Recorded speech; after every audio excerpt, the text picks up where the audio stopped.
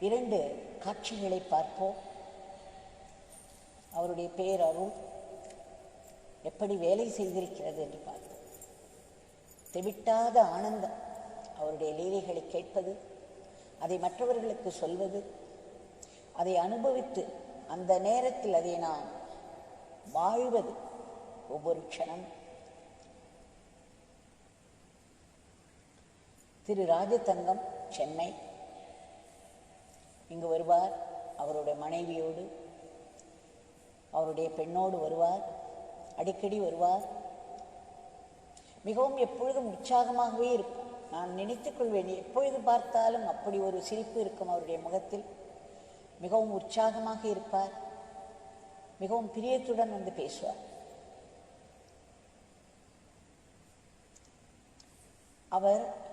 அவருடைய வாழ்க்கையில் நடந்த ஒரு முக்கிய நிகழ்ச்சியை பற்றி சொன்னார். அவர் பாத பூஜை செய்ய வந்திருந்தார். ஒரு முறை இங்கு பலமுறை வந்திருக்கிறார், பலமுறை பாத பூஜை செய்திருக்கிறார். அந்த சமயம் அவருடன் அவர் தாய் தந்தை, என்னுடைய அம்மா அப்பா என்று மிக மிக பிரியமாக ஆத்மார்த்தமாய் கூறும் இருவரும் வந்திருந்தார்கள். ஒரு தம்பதிகள் வந்திருந்தார்கள். இவர்கள்தான் என்னுடைய அம்மா, இவர்கள்தான் என்னுடைய அப்பா என்று கூறினார். அப்பொழுது அது 10வது காட்டேஜ். பாத பூஜை முடிந்து அந்த பாதங்களை நாங்கள் அந்த இடத்தில் வைத்த பிறகு அங்கு உட்கார்ந்து அவர்களை பற்றி சொல்லும்படி கேட்டேன்.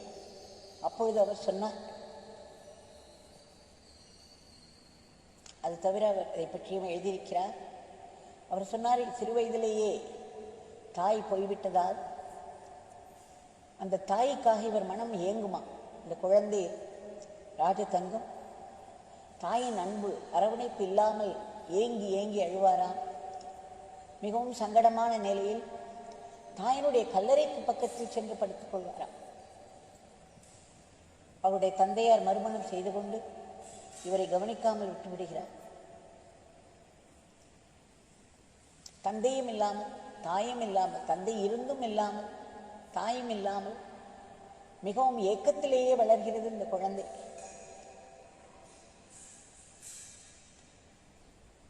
தாயின் அன்புக்காக ஏங்கிக் கொண்டே இருந்தார். 31 வயது ஆகிவிட்டது அவருக்கு. அந்த சமயத்தில் திருமணம் ஆகி ஒரு குழந்தை, பெண் குழந்தை லட்சுமி பிரபா, 3 வயது. ஒரு முறை அவர்கள் காணிமடம் சென்றிருந்த பொழுது அங்கே ஒரு பகவானுடைய படம் கிடைத்ததாம்.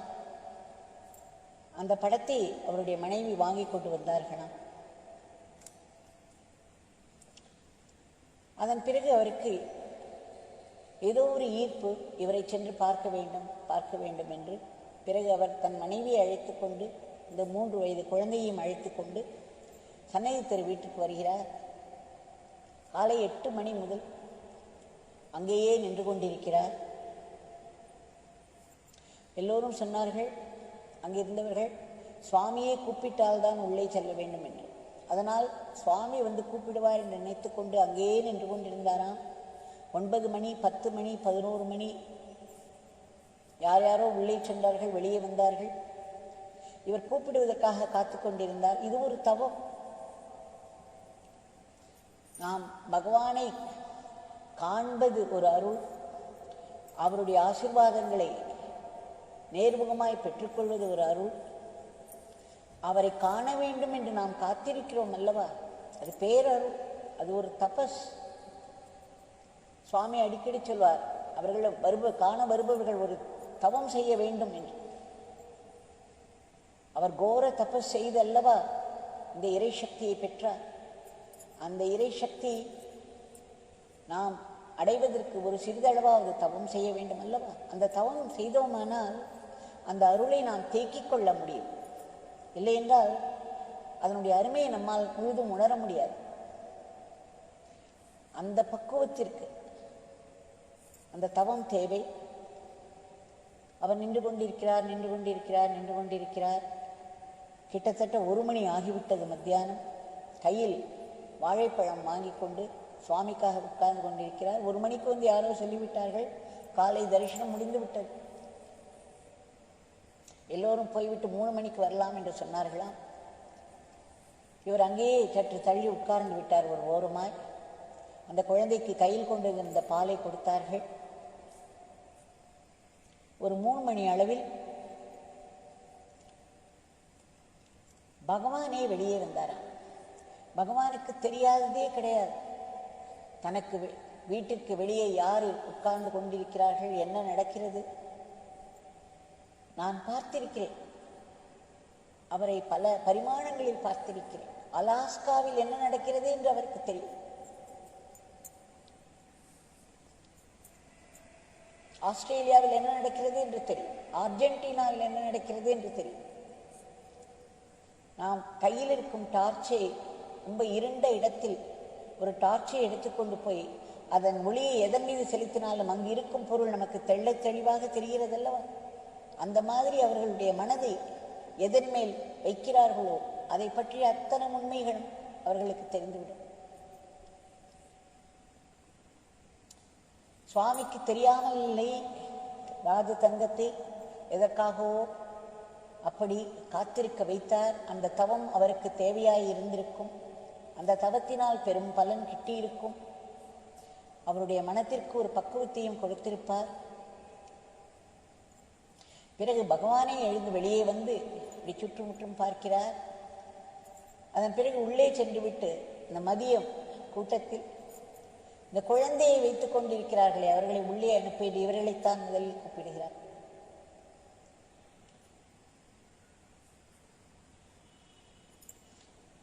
பகவான் இவர்கள் அளித்த வாழைப்பழத்தை ஏற்றுக்கொண்டார். குழந்தையை நன்கு ஆசீர்வதித்தார். இவர்களை நன்கு ஆசீர்வதித்தார். அதன் பிறகு அந்த காத்திருந்த நேரம், பகவானை நினைத்து ஏங்கிய நேரம், பிறகு பகவானுடைய தரிசனம், இவருடைய காணிக்கை அவர் ஏற்றுக்கொண்டது, அவருடைய ஆசீர்வாதம், பகவானுடைய உருவம், அவருடைய கண்கள், அவருடைய கோலம் எல்லாம் அவர் மனதில் ஆழ பதிந்து விட்டது. அதன் பிறகு ராஜதங்கத்தின் பகவான் ஆகிவிட்டார். அவர் என் பகவான் என் பகவான் என்று அவர் கொண்டாட ஆரம்பித்து விட்டார். அதன் பிறகு அவருடைய வாழ்க்கையில் நல்ல முன்னேற்றம். அவருடைய கிராமத்தில் அவருக்கு எவ்வளவோ பெரிய இடமெல்லாம் இருந்தாலும் சென்னையில் வந்த பொழுது மிகுந்த ஒரு சின்ன வீட்டில் தான் இருந்தார், வாடகை வீட்டில். ஆனால் அதன் பிறகு பல பல முன்னேற்றங்கள் வந்து ஒரு புது வீடு கட்டிவிட்டார். அதற்கு கிரகப்பிரவேசமும் குறித்து விட்டார். அதற்கு தன்னுடைய தந்தை வர வேண்டும் என்று சென்று அவரை கூப்பிட்டாராம். அவர் தந்தை போ போ என்று சொல்லிவிட்டார். இவர் மனதில் ஒரு ஏக்கம் அல்லவா, சிறு வயதிலிருந்தே எனக்கு ஒரு தாய் வேண்டும், எனக்கு ஒரு தந்தை வேண்டும் என்ற ஒரு ஏக்கம் விஸ்வரூபம் எடுத்தது. இவர் பகவானிடம் வேண்டிக் கொள்ள ஆரம்பித்தார். நாமும் சொல்லி சொல்லி எனக்கு ஒரு தாயை கொடுங்கள், எனக்கு ஒரு தந்தையை கொடுங்கள், எங்கள் வீட்டு கிரகப்பிரவேசத்திற்கு தாயும் தந்தையும் வர வேண்டும், எனக்கு ஒரு தாயும் தந்தையும் வர வேண்டும், எனக்கு கிடைக்க வேண்டும் என்று மிகவும் வேண்டிக் கொண்டார். பகவான் தான் அவருக்கு தாய் தந்தை என்றாலும் பௌதீகமான ஒரு அன்பிற்கு மனம் ஏங்கும் அல்லவா? அந்த மாதிரி அவர் வேண்டிக் கொண்ட பிறகு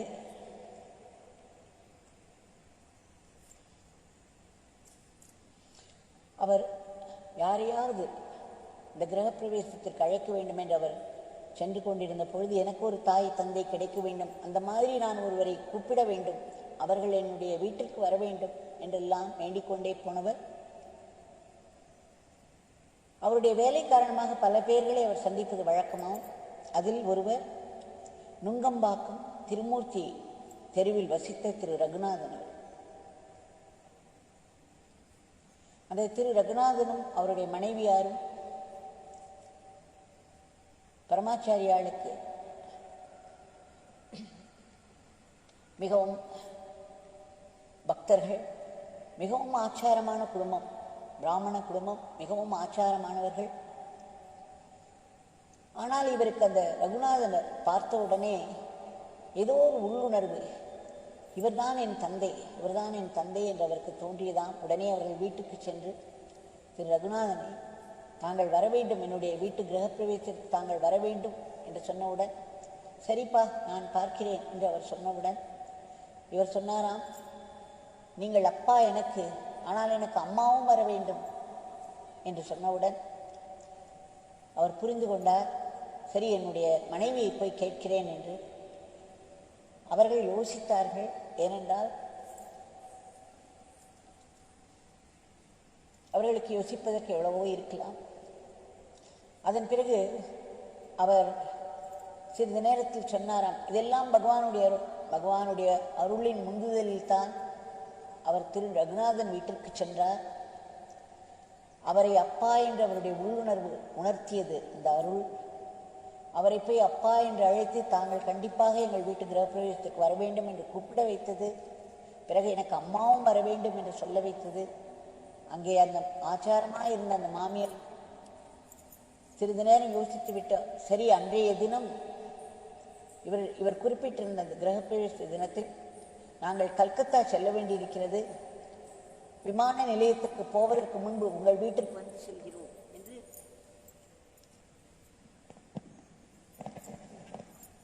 ஒத்துக்கொண்டார்கள்.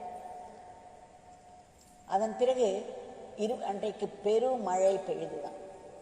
இன்றைக்கு சென்னையில் பெய்வது போல் பெருமழை.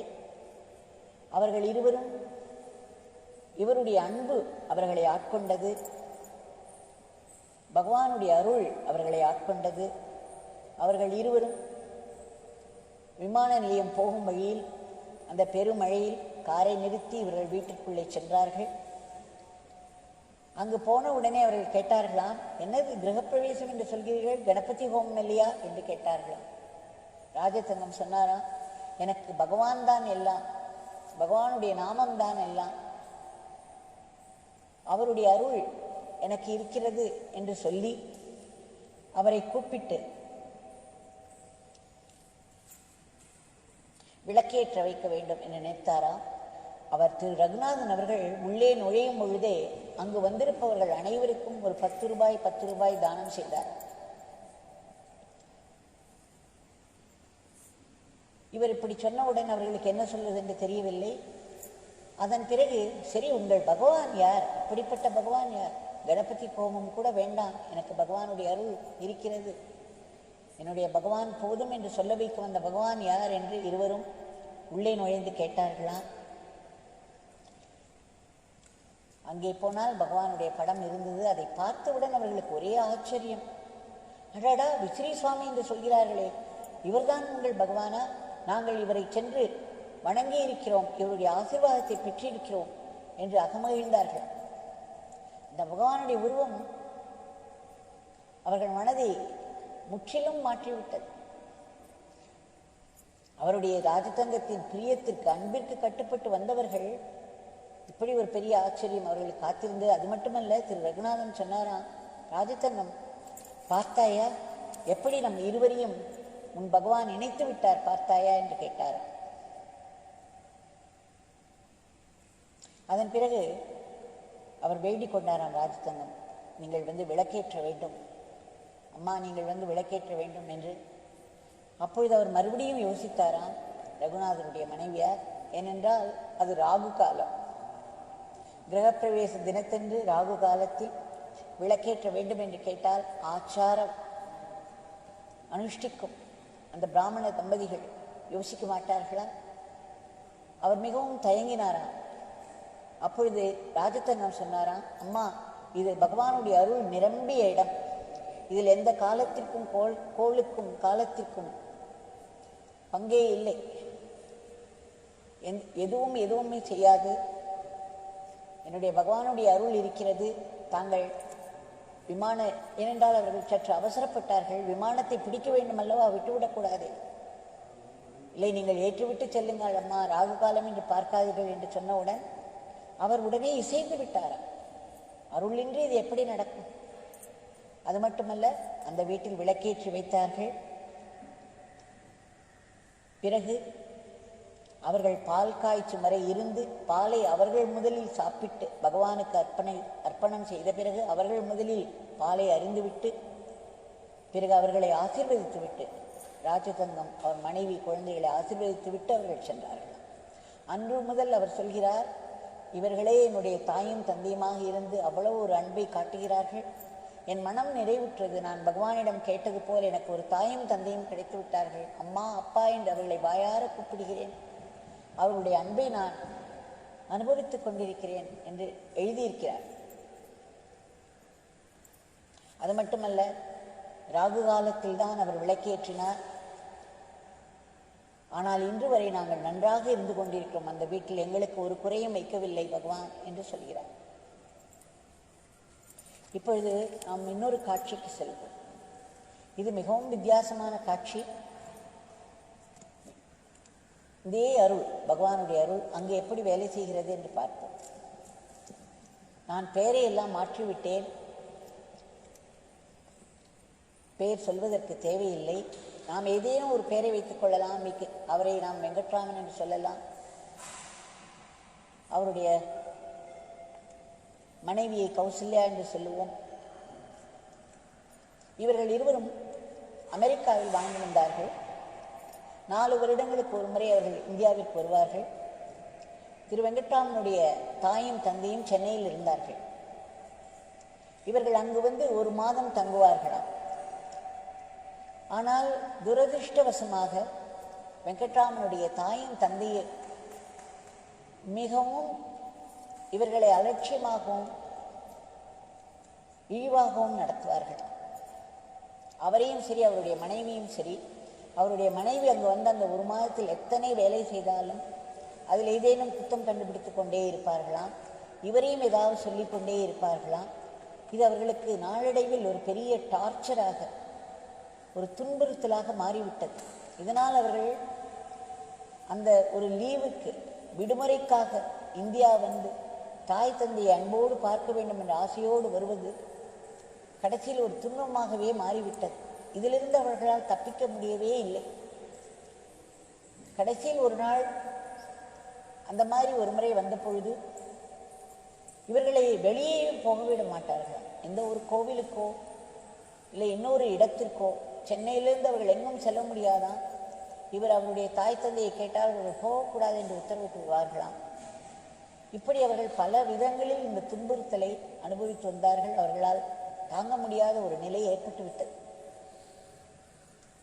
அப்பொழுது ஒரு நாள், முதல் நாள் மிக பெரியதாக ஏதோ ஒரு விஷயம் நடந்துவிடவே இவருக்கு வெங்கட்ராமன் மனதில் ஆழ பதிந்து விட்டது. இனி பெற்றோர்கள் என்ற பெயரில் இவர்கள் செய்யும் இந்த துன்புறுத்தலை இனி தாங்கிக் கொண்டிருப்பது வேண்டாம். நாம் எப்படியாவது இந்த இடத்தை விட்டு சென்று விட வேண்டும் என்ற அளவுக்கு அவர் தள்ளப்பட்டு விட்டார். அன்று இரவு முழுதும் தூங்கவே இல்லை. மறுநாள் அவர் தன்னுடைய மனைவிடம் சொன்னார், நம்முடைய சூட்கேஸை எல்லாம் பேக் செய்து கொள், நாம் வேறு எங்காவது சென்று விடலாம் என்று சொல்லி முதல் முறையாக அவர் எப்பொழுதும் எல்லாவற்றையும் அம்மா அப்பாவிடம் கேட்டு கேட்டு செய்வதுதான் வழக்கம். அதனால் அவர்களுடைய ஆதிக்கத்துக்கு உட்பட்டே இருந்தவர் அன்றைக்கு எல்லாவற்றையும் தாண்டும் அளவுக்கு தள்ளப்பட்டார். உடனே மறுநாள் காலை சூட்கேஸை எல்லாம் பேக் செய்து கொண்டு அவர் தைரியமாக கிளம்பிவிட்டார் அங்கிருந்து. ஆனால் அவர் சொல்கிறார், நான் எங்கு செல்ல போகிறேன் ஒன்றுமே எனக்கு தெரியாது. அந்த சூட்கேஸ் எல்லாம் கீழே 2வது மாடியில் இருந்தார்கள் இவர்கள். அங்கிருந்து எல்லாவற்றையும் கீழே இறக்கினார்கள். ஒரு டாக்ஸியை கொண்டு வர சொன்னார்கள். டாக்ஸி வந்துவிட்டது. டாக்ஸி வாசலில் நிற்கிறது. லக்கேஜுகள் எல்லாம் ரெடியாக இருக்கிறது. ஒரே ஒரு பிடிவாதத்துடன், ஒரு உறுதியுடன் இவர்கள் கீழே இறங்கினார்கள். அந்த டாக்ஸிக்காரன் கேட்கிறான், எங்கே செல்ல வேண்டும் என்று. அவர் சொல்கிறார், நான் அந்த டாக்ஸியில் ஏறி உட்கார்ந்து விட்டோம், நாங்கள் லக்கேஜை எல்லாம் வைத்து விட்டோம். அந்த டாக்ஸி டிரைவர் கேட்கிறார் எங்கே செல்ல வேண்டும் என்று. எனக்கு என்ன பதில் சொல்வது என்றே தெரியவில்லை. எதிரே இருக்கும் அந்த கண்ணாடியை, அந்த விண்ட்ஸ்கிரீனை பார்த்து கொண்டிருந்தேன். அப்படி ஒரு நிலை, என்னுடைய மனநிலை. அப்பொழுது ஒரு பட்டாம்பூச்சி அந்த வழியாக வந்தது. அது நேரே இவருடைய காரை விட்டு சென்றது. அதை பார்த்த உடனேயே இவருக்கு வாயிலிருந்து திருவண்ணாமலை என்று வந்துவிட்டது. இவருக்கு பகவானை பற்றி நிறைய படித்திருக்கிறார் அந்த சமயத்தில், யோகிராம் சுரத்குமார் பகவானை பற்றி. அதனால் அந்த வண்ணாச்சி பூச்சியை பார்த்தவுடன் அவருக்கு நம்முடைய பகவானின் ஞாபகம் வந்துதான். உடனே திருவண்ணாமலைக்கு செல்லலாம் என்று சொல்லிவிட்டார். அவர் சொல்கிறார், அது சொன்ன பிறகு மனம் நிம்மதியாகிவிட்டது எனக்கு. அப்படி ஒரு அலைபாய்ந்து கொண்டு அப்படி ஒரு குழப்பத்தில் எங்கு செல்வது என்று மலைத்து போய் நின்று கொண்டிருந்த அந்த நேரத்தில் ஒரு பட்டாம்பூச்சியாக பகவான் வந்து எனக்கு ஒரு வழிகாட்டினார். நான் திருவண்ணாமலை என்று சொன்னேன். அதன் பிறகு மனம் சாந்தியாகிவிட்டது. உடனே நாங்கள் நேரே திருவண்ணாமலைக்கு வந்தோம். அந்த இரவு வேளையில் சேஷாத்ரி ஆசிரமத்தில் தங்கினோம். அடுத்த நாள் விடிகாலை ஒரு 5 மணி அளவில் அவர்கள் இங்கு வந்தார்கள். நம்முடைய ஆசிரமத்திற்கு பிரதான் மந்திருக்கு வந்தார்கள். நான் வந்தவுடன் அவர்களை பார்த்தேன். அவர்கள் மிகவும் அடக்கத்துடன் இருந்தார்கள். கைகூப்பி வணங்கினார்கள். அதன் பிறகு அவரை நான் சொன்னேன், நீங்கள் போய் இந்த சுற்றி வாருங்கள், பகவானை சுற்றி வாருங்கள், அங்கே சமாதி மந்திரது, பகவானை போய் சுற்றி வாருங்கள் அங்கே என்று சொல்லி அனுப்பினேன். அந்த ஆரத்தி நேரம் வந்த பொழுது நான் அவரிடம் சொன்னேன், நீங்கள் ஆரத்தி செய்யுங்கள். அவர் விக்கித்து போய் நின்று விட்டார். அம்மா, நான் மிகவும் பெரிய பாபி, என்னை ஆரத்தி செய்ய சொல்லாதீர்கள், என் கைகளால் நான் ஆரத்தி செய்ய விரும்பவில்லை என்றெல்லாம் சொன்னார். அவர் கண் கலங்கியது. ஆனால் நான் சொன்னேன், இல்லை, எனக்கு பகவான் உங்களைத்தான் காட்டுகிறார், உங்களுக்குத்தான் அப்பொழுது அந்த தகுதி இருக்கிறது என்ற அர்த்தம், நீங்கள் தான் இதை செய்ய வேண்டும், தயவு செய்து வந்து செய்யுங்கள் என்று அவரை வற்புறுத்தி அழைத்து சென்றேன். அவர் ஆரத்தி செய்தார், அழுது கொண்டே செய்தார். ஆரத்தி செய்த பிறகு அந்த இதெல்லாம் முடித்த பிறகுதான் என்னிடம் வந்து அவர்களுடைய கதையை சொன்னார்கள். இந்த மாதிரி நாங்கள் பகவான் எங்களுக்கு வழிகாட்டினார். அப்பொழுது அவர் சொன்னார், முதலில் ஒரு வண்ணத்தி பூச்சி வந்தது, உடனே எனக்கு அது பகவானை அடையாளம் காட்டியது. நான் திருவண்ணாமலை என்று கூறிவிட்டேன். நாங்கள் திருவண்ணாமலை வரும் வரையில் அத்தனை வண்ணத்து பூச்சிகளை பார்த்தோம். நம்பவே மாட்டீர்கள். இரண்டாக வரும், அப்புறம் 3ஆக வரும், அப்புறம் கூட்டம் கூட்டமாக வண்ணத்து பூச்சிகளை பார்த்து கொண்டே வந்தோம். மிகவும் ஆச்சரியமாக இருந்தது. நிறைய வண்ணத்து பூச்சிகளை நாங்கள் வழியில் பார்த்து கொண்டே வந்தோம். எனக்கு உடனே பகவான் தான் எனக்கு வழிகாட்டுகிறார், நாம் சரியான வழியில் போய்கொண்டிருக்கிறோம். ஒரு திக்கற்ற நிலையில் என்ன செய்வது என்று தெரியாமல் முழித்து கொண்டிருக்கையில் இப்படி ஒரு அருள், இப்படி ஒரு அடையாளம் காட்டி வழிகாட்டுதல் நடந்தது என்று அவர் வியப்போடு சொன்னார். இன்றைக்கு நான் இங்கு வந்த பிறகு நாம் என்ன காரியம் செய்துவிட்டோம், நாம் செய்தது தவறா என்ற ஒரு பெரிய குழப்பத்தில் நான் பாப்பி என்று நினைத்து கொண்டிருந்தேன். ஆனால் நீங்கள் நிறைய வந்து என்னை ஆரத்தி அல்லவா காட்டச் சொல்லிவிட்டீர்கள். இது எப்பேற்பட்ட ஒரு வழிகாட்டுதலை, எப்பேற்பட்ட ஒரு அருளால் பகவான் என்னை ஆட்கொண்டுகிறார் என்று அவர் இருவருமே மனமுருகி சொன்னார்கள். அதன் பிறகு அவர்களுடைய இந்த தாய் தந்தையை பற்றி சொன்னார்கள். உடனே அவர்களுக்கு 2 நாம நோட்டுகள் எடுத்து கொடுத்து, நீங்கள் நாமம் எழுதுங்கள், இந்த ஒரு பிரார்த்தனை செய்து கொள்ளுங்கள், உங்கள் பெற்றோர்களுக்கும் உங்களுக்கும் நடுவே ஒரு நல்ல சுமூகமான உறவு இருக்க வேண்டும், அவர்கள் உங்களை துன்புறுத்தக்கூடாது, மாறாக அன்போடும் பாசத்தோடும் நடத்த வேண்டும் என்ற ஒரே ஒரு பிரார்த்தனையோடு இதை எழுதி வாருங்கள். நீங்கள் ஒரு 3/4 வாசி எழுதும் போதே பல விஷயங்கள் மாறிவிடும் என்று அவர்களுக்கு, ஏனால் அதை நாங்கள் தினம் தினம் பார்த்து கொண்டிருக்கிறோம். இங்கே பகவானுடைய அருள், அவருடைய நாமத்தின் மூலம் எப்படியெல்லாம் பக்தர்களுடைய வாழ்க்கையில் லீலைகளை செய்து கொண்டிருக்கிறது. அவர்கள் மிகவும் சந்தோஷப்பட்டு அதை வாங்கிக் கொண்டார்கள். அவர்கள் சென்று விட்டார்கள். அதன் பிறகு 2 வருடங்கள் நான் அவர்களிடமிருந்து எந்த ஒரு செய்தியும் வரவில்லை. அவ்வப்பொழுது எனக்கு அவர்கள் ஞாபகம் வரும்பொழுதெல்லாம், சரி, பகவான் இருக்கிறார், பகவானுடைய நாமம் இருக்கிறது, அவர்கள் அதை எழுதினால் கண்டிப்பாக அவர்களுக்கு உரிய பலன் கிடைக்கும் என்று பேசாமல் விட்டுவிட்டேன். அதன் பிறகு மீண்டும் அவர்கள் வந்தார்கள். அப்பொழுது சொன்னார்கள், அவர்கள் திரும்ப போய் மிச்ச 25 நாட்கள் இருந்துதான். 5 நாட்களிலேயே இவ்வளவு அமக்கலம் நடந்தவர்கள் வீட்டை விட்டு சென்ற பிறகு 25 நாட்கள் அவர்கள் க்ஷேத்ராடனம் மாதிரி அங்கங்கு சென்று விட்டு பிறகு நேரே அமெரிக்கா போய்விட்டார்கள். தாய் தந்தரை பற்றி நினைக்கவில்லை, அங்கே போகவும் இல்லை. அதன் பிறகு அங்கே போய் கிட்டத்தட்ட 1 மாதம் கழித்துதான் அவர் எழுத ஆரம்பித்தாராம். இருவருமே, அவரும் அவர் மனைவியும் பகவானுடைய நாமத்தை எழுத ஆரம்பித்தார்களா. அதன் பிறகு கிட்டத்தட்ட 8 மாதங்கள் கொஞ்சம் கொஞ்சமாக எழுதி ஒரு 60% எழுதிவிட்டார்கள். அப்பொழுதுதான் அவர் ஒரு நாள் அவருடைய தந்தையாருக்கு ஃபோன் செய்தாராம். அவருக்கு பெரிய ஆச்சரியம் காத்திருந்துதான். அவர் தந்தை அன்போடு பண்போடு பேசினாராம். அவருடைய தாயும் பரிவோடு பேசினாரா. இவருக்கு ரொம்பவும் சந்தோஷம். பிறகு அவர்கள் முழுவதும் எழுதி முடிப்பதற்கு ஒரு 1.5-2 வருடம் ஆகிவிட்டது. அதன் பிறகு அவர்கள் வந்தபோது அவருடைய அம்மாவும் அப்பாவும் மனம் மாறி அவர்களை வரவேற்றார்களாம். அதன் பிறகு எல்லாமே மாறி இருந்தது. நான் சுவாமியிடம் என்ன வேண்டிக் கொண்டேனோ அந்த நிலைக்கு கிட்டத்தட்ட வந்துவிட்டது. இது சுவாமியுடைய நாமத்தின் பெருமையின்றி வேறு எதுவும் இல்லை. எங்களுக்கு அவரை பற்றி நாங்கள் நினைக்காத நேரத்தில் கூட அவர் வந்து பட்டாம்பூச்சியாக எங்களுக்கு வழிகாட்டி எங்களை தகுந்த ஒரு இடத்திற்கு அழைத்து வந்து அவருடைய கோவிலில் அவருக்கு எங்களை வழிபாடு செய்ய வைத்து அவருடைய நாமத்தை எழுத வைத்து அவருடைய அருளால் எங்களுடைய வாழ்க்கையை மாற்றிவிட்டார்கள். எங்களுக்கு பெற்றோர்கள் மீண்டும் கிடைத்தனர் என்று அவர் எழுதியிருக்கிறார். இந்த இரண்டும் கிட்டத்தட்ட ஒரே மாதிரி இருந்தாலும் ஒரே பகவானுடைய அருள். இருவருமே அவர்களுடைய பெற்றோர்களை ஏதோ ஒரு விதத்தில் இழந்து அவர்களுடைய அன்பை இழந்து தவித்தவர்கள். பகவான் எப்படி அவர்களுக்கு வழிகாட்டி தன்னுடைய அருளை காட்டி வாழ்க்கையை மாற்றி அமைத்தார் என்று பார்க்கிறோம். பகவானுடைய அருள் எப்பேற்பட்ட விசித்திரங்களை செய்கிறது. அந்த அருளை நம்பி அல்லவா நாம் மூச்சு விடுகிறோம். நம்முடைய மூச்சும் பேச்சும் யோகி ராம் சுரத்குமாராக ஆக வேண்டும், நம்முடைய குருநாதராக ஆக வேண்டும் என்று நாம் ஆத்மார்த்தமாய் மீண்டும் மீண்டும் வேண்டிக் கொள்வோம். இன்றைய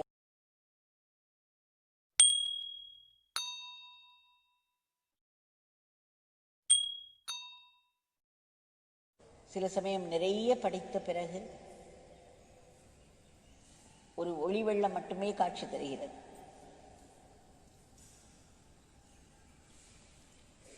சில சமயம் ஒரே ஒரு லீலையை படிக்கும் பொழுதே ஒரு பேரானந்த உணர்வு உண்டாகிறது. அதனால் பகவானை பற்றிய லீலைகளை நாம் பேசுவதும் கேட்பதும் சிந்திப்பதும் ஒரு பெரிய சாதனை, நாமம் சொல்வதற்கு சமானமான சாதனை. அதில் அத்தனை ஒரு ஆனந்தமும் ஆத்ம பலமும் வருகிறது. இன்றைக்கு நேற்று கூட பார்த்தோம் எப்படி பகவான் அவருடைய ஸ்வயம் பிரகாசத்தை சுய பிரகாசத்தை காண்பித்தார்.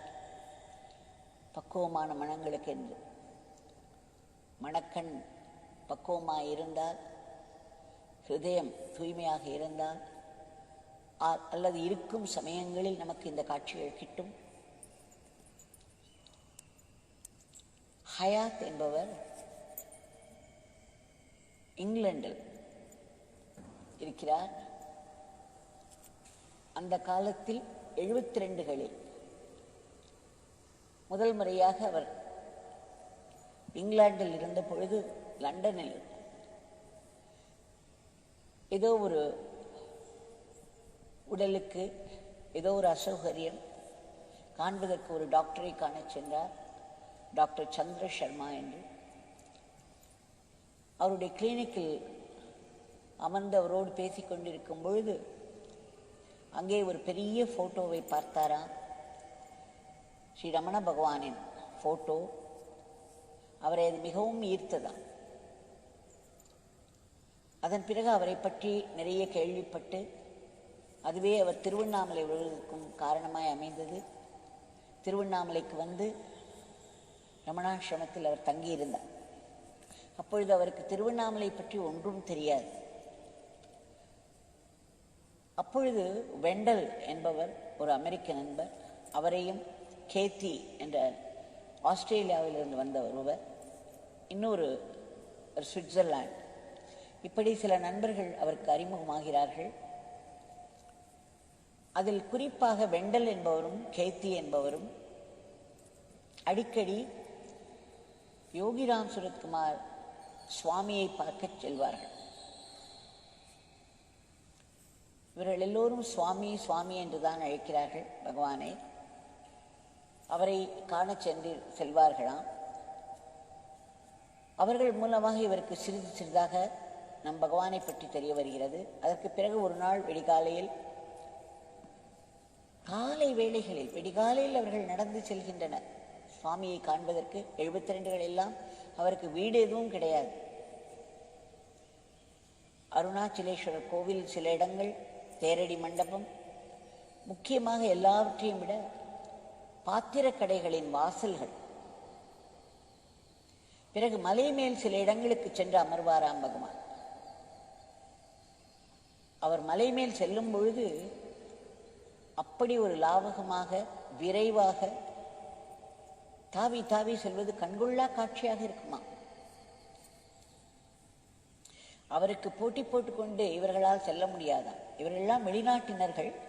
அப்பொழுது அவர்களுக்கு ஏற்ற அனுபவங்களை எல்லாம் சொல்லியிருக்கிறார்கள், எழுதியிருக்கிறார்கள்.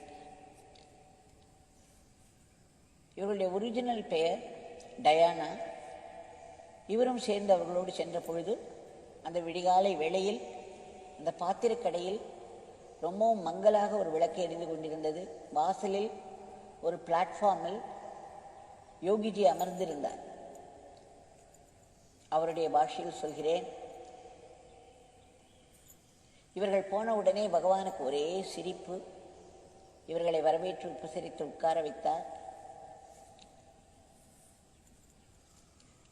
அப்பொழுது அவர்கள் இந்த டயானாவை இங்கிலாந்திலிருந்து வந்திருப்பவர் என்று அறிமுகப்படுத்தி வைத்தார்கள். பகவானுடைய ஒரு கூரிய பார்வை ஒரு நிமிடம் அவரை துளைத்து சென்றதா. அதன் பிறகு இஸ் இட் என்று கேட்டார்.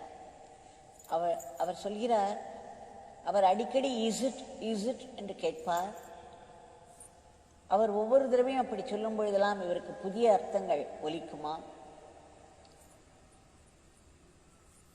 விரைவிலேயே அந்த இஸ் இட் என்ற அவருடைய அந்த எக்ஸ்பிரஷனுக்கு தாம் நன்கு அறிமுகமாகிக் கொண்டதாக சொல்கிறார்.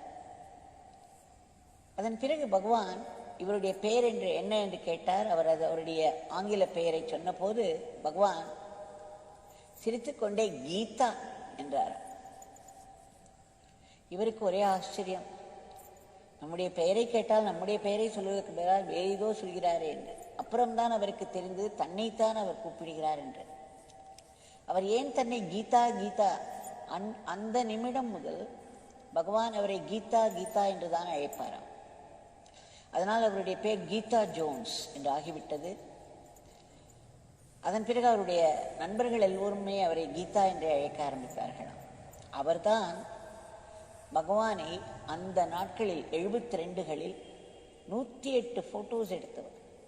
அவர் அன்றைக்கு எடுக்கவில்லையானால் நமக்கு மிக மிக அரிய படங்கள் கிடைப்பதற்கு சாத்தியமே இல்லை. பகவான் லேசில் போட்டோ எடுக்க விடுபவர் அல்ல. எத்தனையோ முறை நண்பர்கள் எல்லோரும் அவரை போட்டோ எடுக்க வெவ்வேறு சமயங்களில் முயன்ற போதெல்லாம் அந்த போட்டோவை டெவலப் பண்ணி பார்த்தால் அது பிளாங்காக இருக்கும். பகவானுடைய படமே விழுந்திருக்காது. அதே போல் அவருக்கு தெரியாமல் அவர் பேசுவதை ரெக்கார்ட் செய்ய விரும்பியவர்கள் எல்லோரும் ஒன்றும் ரெக்கார்ட் செய்ய, ஒன்று அது ரிப்பேர் ஆகிவிடும், இல்லை அது திரும்ப போட்டு பார்த்தால் ஒன்றுமே இருக்காது. பலருக்கு பலவிதமான அனுபவங்கள். அன்றைக்கு சுவாமி என்ன செய்தாரா, அவருடைய பாக்கெட்டில் கையை விட்டு ஒரு சிகரெட்டை எடுத்து, கீதா இதை எடுத்துக்கொள் என்றாராம். அவர்களுக்கு ஒரே அதிர்ச்சி. ஏனென்றால் அவர் எப்படியோ இந்த புகைப்பிடிக்கும் பழக்கத்துக்கு ஆளாகி இருந்தார். இது எப்படி இவருக்கு தெரிந்தது? உடனே பகவான் இன்னொரு சிகரெட்டை எடுத்து அவர் பற்ற வைத்துக் கொண்டாராம்.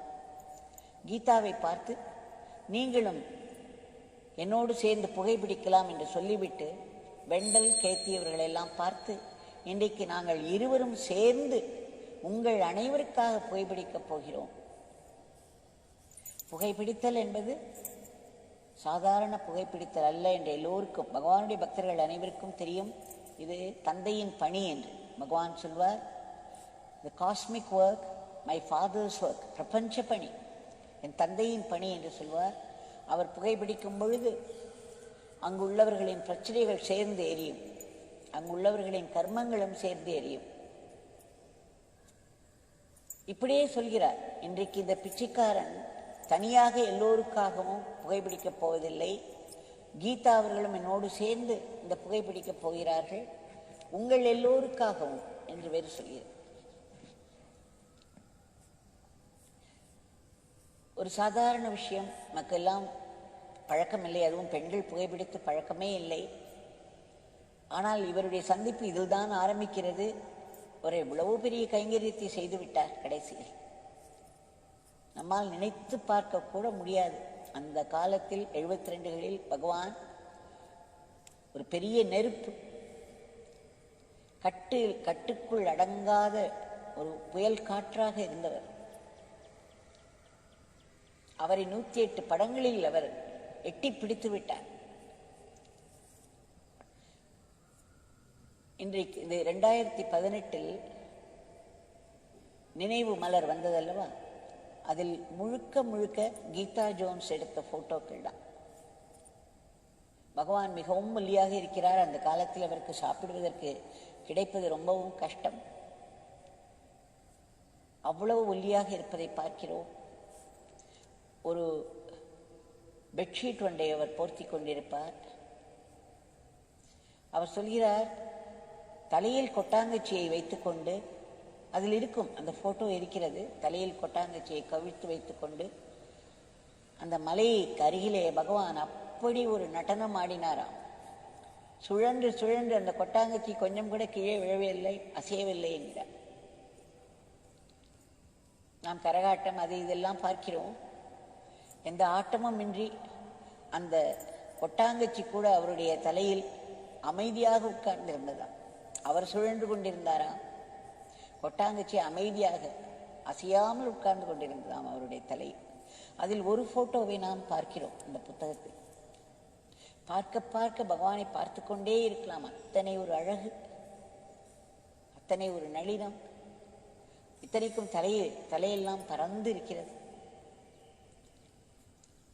அவர் என்ன அலங்காரம் செய்து கொண்டார்? நெற்றியில் அவர் விபூதியை இட்டுக் கொண்டதில்லை, எந்த ஒரு மார்க்கும் கிடையாது.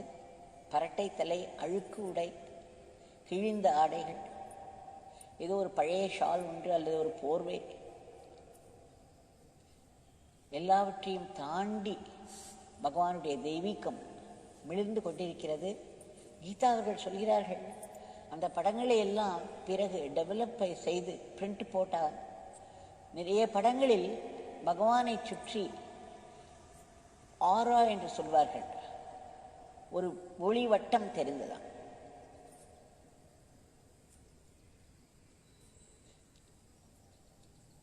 பிறகு அவர்கள் சொல்கிறார்கள், சிறிது சிறிதாக இவர் தன்னை ஆக்கிரமித்துக் கொண்டார். ஒருமுறை அவர் பகவானிடம் சென்றிருந்த பொழுது அவருக்கு மறுநாள் அவருடைய பர்த்டே, அவருடைய பிறந்த நாள்.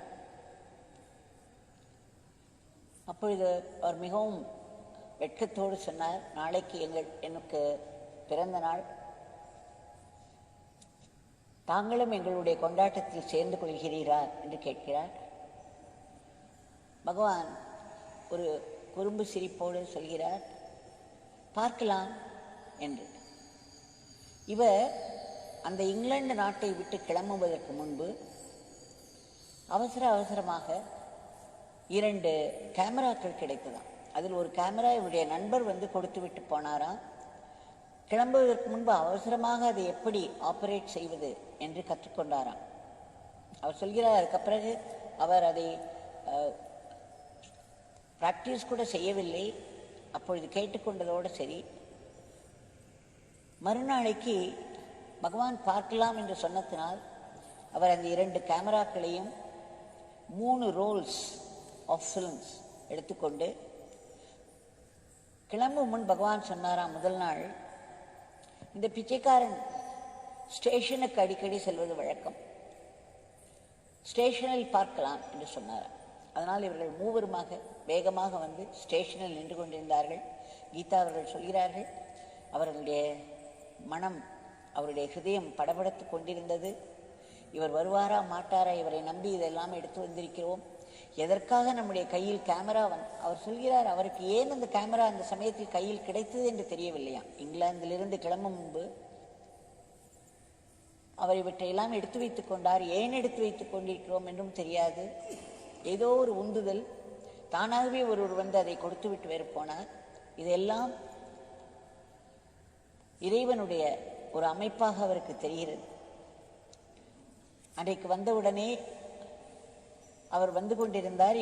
அதுவரையிலும் இவர் மிகவும் விளையாட்டாக பேசுவாராம், பகவான் நிறைய சிரிப்பாராம், ஒரு நண்பர் போல பழகுவாராம், இடையிடையே புகைப்பாராம், ஒரு கூர்மையான ஒரு பார்வை, ஒரு தலையசைவு.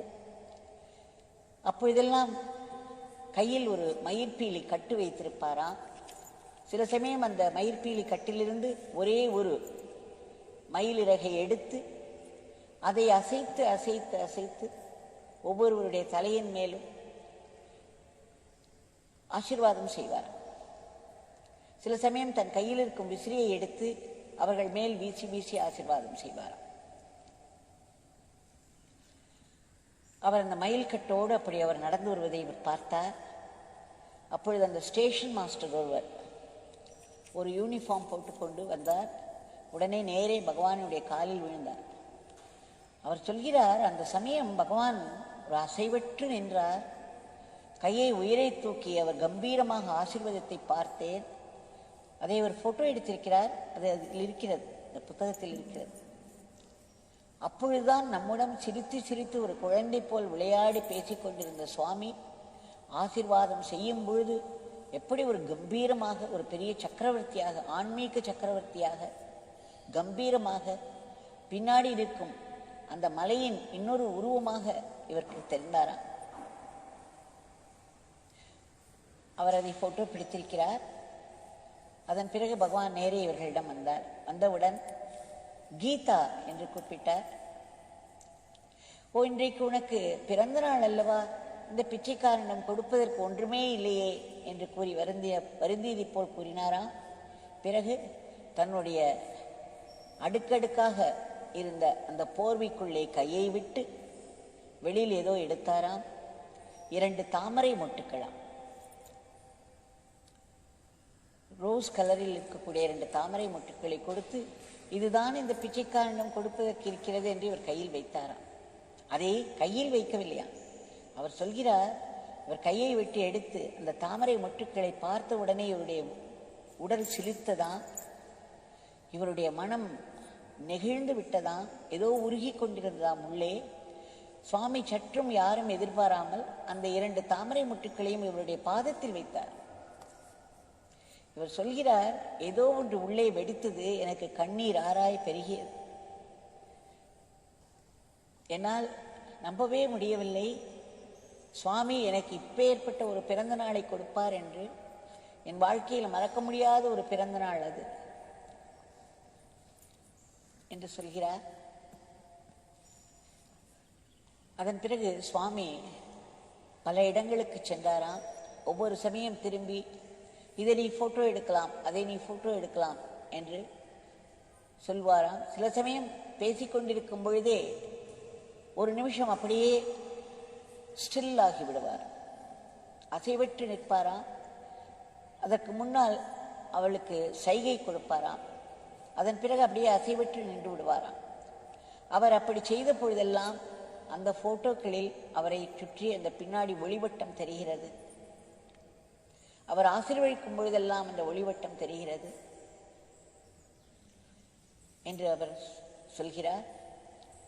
அன்றைக்கு வெவ்வேறு இடங்களில் பகவான் வேகமாக வேகமாக நடப்பாராம். இவர்கள் போட்டி ஓடி ஓடிதான் அவரோடு செல்லமிடுமா இருக்குமா. அதன் பிறகு பகவான் அவர்களை இந்த மலை மீது அழைத்து செல்கிறார். அப்பொழுது கீதா அவர்கள் சொல்கிறார், அவர் எப்படி ஒரு ஆடுக்கு மலை மேலே ஏறுவதற்குரிய கால அமைப்பு இருக்கும், அது அத்தனை அழகாக தாவி தாவி செல்லுமா. நம்மாலெல்லாம் அந்த மாதிரியான ஒரு கிரிப்போடு செல்ல முடியாது. அன்றைக்கு பகவான் நிம்பிள் ஃபுட்டட் அப்படி என்று சொல்கிறார் ஆங்கிலத்தில். அத்தனை லாவகமாய் தன்னுடைய காலை வைத்து வைத்து அவர் வேகமாக நடந்து சென்றார். நாங்கள் பின்னாடி கஷ்டப்பட்டு அவரோடு செல்ல முடிந்தது. கடைசியில் ஒரு இடத்தில் வந்து எல்லோரும் அமர்ந்த பிறகு மறுபடியும் பகவான் அந்த மயிலிறகை தூக்கி அவருக்கு ஆசீர்வதித்தார். அதற்கு கீழே பறந்து விரிந்து கிடந்தது அந்த திருவண்ணாமலை.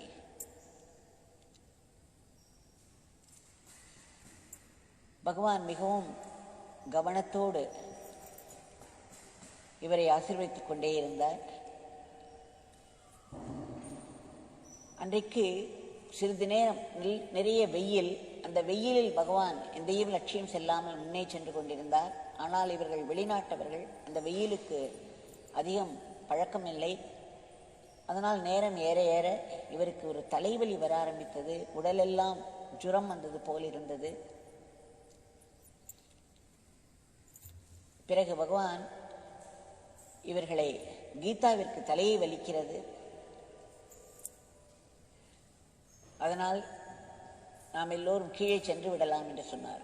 அப்பொழுது அங்கே ஒரு குகைக்கு அழைத்து சென்ற பொழுது அங்கு இந்த சுந்தரம் என்ற சாது இருந்தாராம், இந்த ஆலமரத்து குகையில்.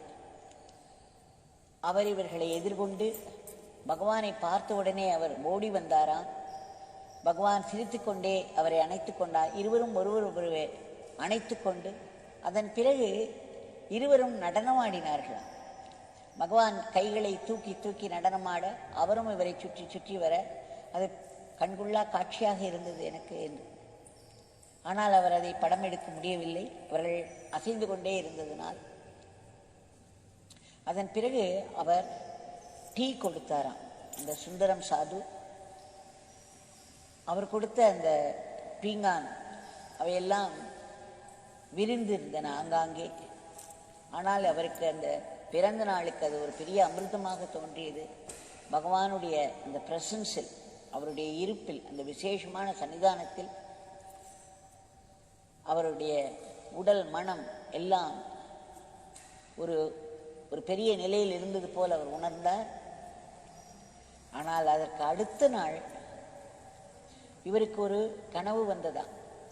அந்த கனவில் யோகிராம் சுரத்குமார் பகவான் இவரை உயரே உயரே உயரே அழைத்து கொண்டே போகிறார். அங்கே மேலே நிற்கும் பொழுது கீழிருக்கும் உலகத்தை காண்பித்தார். இங்கே பார், இந்த உலகில் எத்தனை ஒரு துன்பம் இருக்கிறது, எத்தனை துயரம் இருக்கிறது. இங்கே பார், மனிதர்கள் எவ்வளவு கஷ்டப்படுகிறார்கள், எவ்வளவு அவஸ்தைப்படுகிறார்கள் என்று காண்பித்துக் கொண்டே போனாராம். அதன் பிறகு சொன்னாராம், புத்தருடைய உபதேசங்கள் உனக்கு தெரியுமா? புத்தர் சொல்கிறார், வாழ்க்கையில் துன்பம் துயரம் இருக்கிறது, அதிலிருந்து வெளிவரும் வழியும் இருக்கிறது. அது என்ன வழி? நாம் ஆன்மீகத்தில் பயிற்சி செய்து இறைவனோடு ஒன்றுவதுதான். அதற்கு சாதனை செய்ய வேண்டும், முயற்சி செய்ய வேண்டும் என்றெல்லாம் பகவான் கூறுகிறார். அவர் இப்பொழுது ஒரு புத்திஸ்டாக இருக்கிறார். ஹயாத் என்ற ஒரு சூஃபியிடம் அவர் இனிஷியேஷன் வாங்கினார். அதன் பிறகு இப்பொழுது ஒரு புத்திஸ்டாக இருந்து புத்தருடைய உபதேசங்களை தான் பயின்று வருகிறாராம் தற்பொழுது. அன்றைக்கு 72 பகவான் அவருக்கு இந்த புத்தருடைய உபதேசங்களை எல்லாம் சொல்லிக் கொடுத்தார். அதே சமயம் இவருடைய உடலானது கொதிக்க ஆரம்பித்து விட்டது. இவர் ஏதோ தமக்கு உயிர் போய்விடும் போல் ஒரு அனுபவம் வருகிறது. உடனே கூவி அழைக்கிறார். கேத்தி, வெண்டல் எல்லோரும் ஓடி வருகிறார்கள். இவருடைய நிலையை பார்த்துவிட்டு மிகவும் பயந்து போய்விடுகிறார்கள். டாக்டர் ஹியூகோ என்பவர் ஒரு ஜெர்மன், அப்பொழுது ரமணாசிரமத்துக்கு அருகில் இருந்தார். அவரை கூட்டி வந்து காண்பித்தார்கள். அவர் உடனே ஒரு பனிக்கட்டியெல்லாம் சுற்றி அவருடைய பாதங்களை சுற்றி வைக்க வைத்து இவருடைய உடலுடைய வெப்பநிலையை குறைக்க வைத்தார். பிறகு அவர் அமர்ந்து இவருக்கு சிகிச்சை செய்து கொண்டிருந்தார். அப்பொழுது கீதா அவர்கள் சொல்கிறார்கள், தன்னுடைய உடலில் இருந்து தான் எழும்பியதாகவும் உடலை விட்டு மேலே சென்று விட்டதாகவும், ஆனால் உடலோடு ஒரு மெல்லிய நூல் போன்ற ஒன்று இன்னும் அவரோடு ஒரு தொடர்பை வைத்து கொண்டிருந்தது போலவும், அங்கே மேலிருந்து பார்க்கும் பொழுது அந்த கேத்தியும் மெண்டலும் இவருடைய தலைமாட்டில் ஒரு ரமண மகர்ஷியுடைய படத்தை கொண்டு வந்து வைத்தார்களாம். அந்த கேத்தி அவர்கள் யோகிராம் சுரத்குமார் ஜெயகுரு ஜெயகுரு ஜெயகுரு ராயா. அப்பொழுதெல்லாம் பகவான் அந்த மந்திரத்தை தான் எல்லோருக்கும் கொடுப்பார்கள். இவர்கள் மலை மேலே ஏறி சென்ற போது கூட இந்த மூவரும் யோகி ராமா சுரத்குமாரா ஜெயகுரு ஜெயகுரு ஜெயகுரு ராயா என்றுதான் பாடிக்கொண்டே சென்றார்கள். இப்பொழுது அந்த மந்திரத்தை அவர்கள் இருவரும் சொல்ல ஆரம்பித்தார்கள். அப்படி சொல்லும் பொழுது இவருக்கு ஒரு அனுபவம் வந்ததாம். மேலே இருந்து தன்னுடைய உடலை பார்க்கிறார். அந்த உடல் அசைவற்று ஏதோ உயிர் பிரிந்து கொண்டு தான் அதிலிருந்து பிரிந்து மேலே வந்து விட்டார், உயிராக நிற்கிறார். அப்பொழுது ரமண மகரிஷியுடைய படம், யோகிராம் சுரத்குமார் அவர்களுடைய உருவம் இரண்டும் அவர் கண்களுக்கு தெரிகிறது. படம் என்னவோ ரமண மகரிஷியுடையதுதான், ஆனால் யோகிராம் சுரத்குமாருடைய உருவம் அவர் கண்களுக்கு தெரிகிறது. அந்த உருவம் தக தகவென்று தங்கமயமாக இருக்கிறதா. இப்பொழுது 2-3 நாட்களாக அதை பார்த்து வருகிறோம் அல்லவா. இவருடைய அனுபவம் தங்கமயமாக இருக்கிறது. பிறகு ரமண மகரிஷியும் தங்கமயமாக இருக்கிறது. இருவரும் ஒன்றாகி விடுகிறார்கள். அது ஒரே ஒரு உருவம் அப்படியே தங்கமயமாக ஒளிர்கிறது. அதை அவர் பார்த்து கொண்டிருக்கும் பொழுதே இவருடைய மனதில் ஒரு அமைதி, பரபரப்பெல்லாம் நீங்கி, பலவிதமான உணர்வுகளும் நீங்கி, ஒரு ஸ்டில்னஸ் என்று சொல்வார்களே அந்த மாதிரியான ஒரு நிலைக்கு இவர் தள்ளப்படுகிறார்.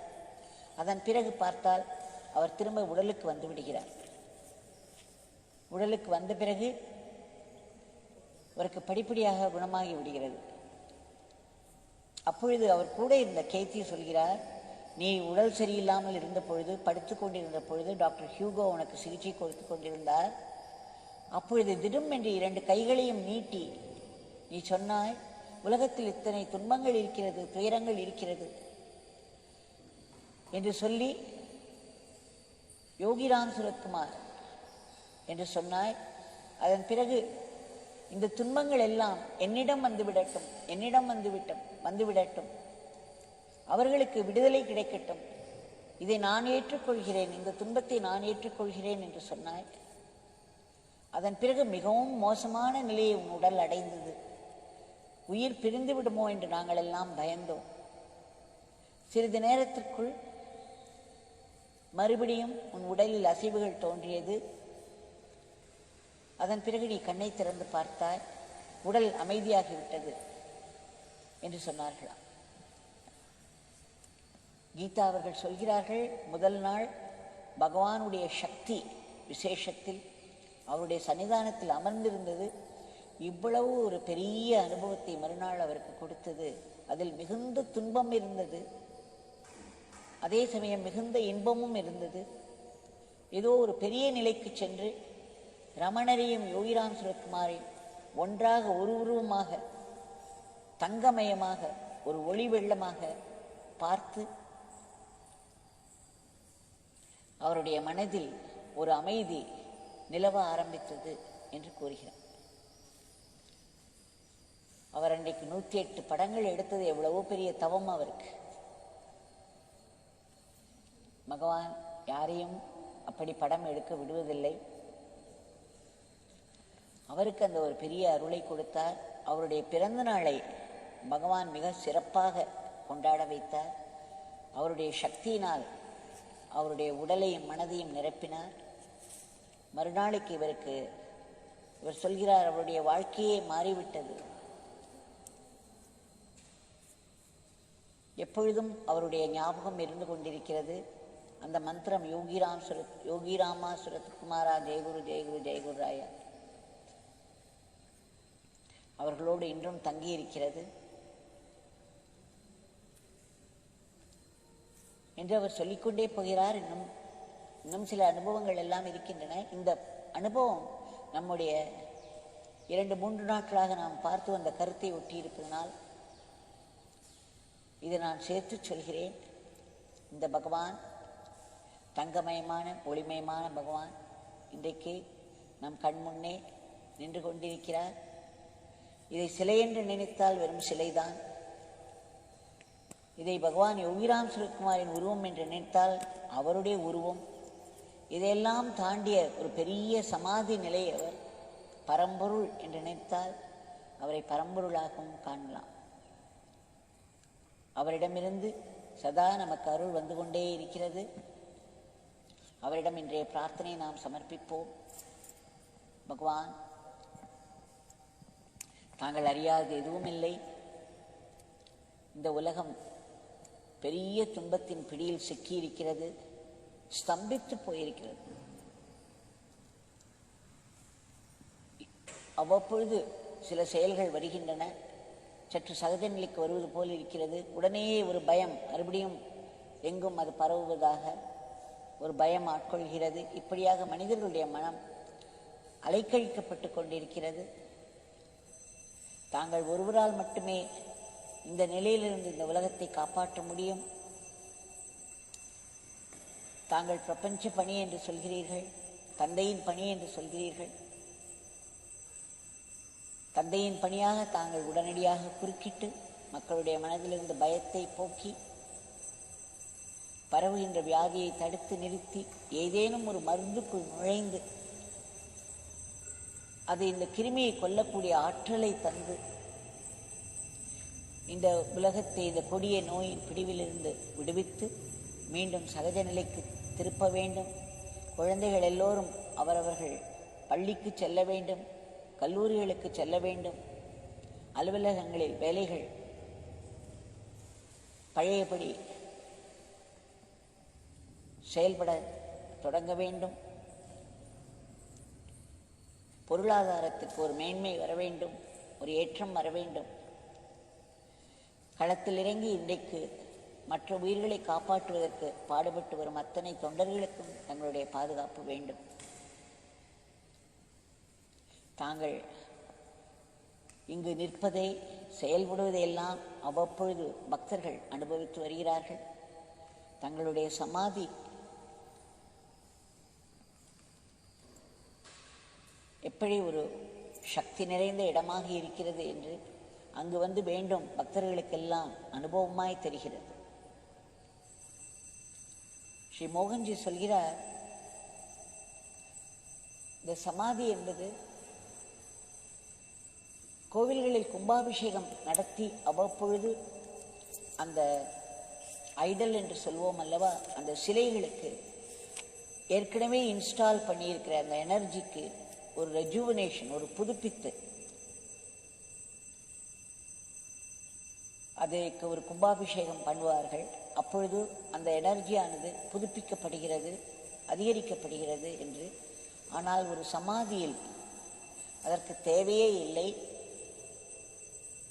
பெரிய பெரிய ஆத்மாக்களாக இருக்கக்கூடிய அந்த கிரேட் மாஸ்டர்ஸோட சமாதிகளில் எப்பொழுதும் சக்தி இருந்து கொண்டே இருக்கும். அவர்களுடைய சங்கல்பத்தை மட்டுமே அது பொறுத்தது. ஒரு பகவான் இத்தனை வருஷங்கள் நான் இங்கே இருப்பேன் என்று சொன்னாரானால் அத்தனை வருஷங்களுக்கு அவருடைய சக்தியானது குறைவில்லாமல் இருந்து கொண்டே இருக்கும். அதற்கு கும்பாபிஷேகம் எல்லாம் தேவையே இல்லை என்று சொல்கிறார். அவர்கள் எல்லாவற்றையும் கடந்த நிலையில் இருப்பவர்கள். அந்த சக்தி அது தானாகவே வெளிப்பட்டு கொண்டே இருக்கும். நம்முடைய திருப்திக்காக அந்த இடத்தில் பூஜைகள் எல்லாம் செய்திருப்போம். அந்த நேரங்களில் அந்த சமாதிகளில் வெளிப்படும் அந்த சக்தியானது நம்மை ஆட்கொள்ளும். நம்முடைய நன்மைக்காகத்தான் நாம் அதையெல்லாம் செய்கிறோம். ஆனால் ஒரு சமாதியில் எப்பொழுதுமே கோவில்களில் இருக்கும் சக்திகள், அவர்கள் ஒரு சிலைகளில் நாம் அதை கொண்டு வருகிறோம். அதன் பிறகு 12 வருஷங்களுக்கு ஒரு முறை அதை புதுப்பிக்க வேண்டியிருக்கும் வேத மந்திரங்கள் சொல்லி. ஆனால் ஒரு சமாதிக்கு அது தேவையே இல்லை. அந்த சமாதியில் இருக்கக்கூடிய அந்த மகாத்மாவின் சங்கல்ப சக்தி ஒன்றே போதும். நம் பகவான் சொல்லியிருக்கிறார், திரு ராஜதுரை நாடார் அவர்களுடைய மெமோரியல் போது, இந்த பிச்சைக்காரன் இங்கே 100 வருடங்கள் வாழ்வார் என்று. அப்படி அவர்களே நிர்ணயித்துக் கொள்வதுதான் என்று சொல்கிறார். என்ற பகவானிடம்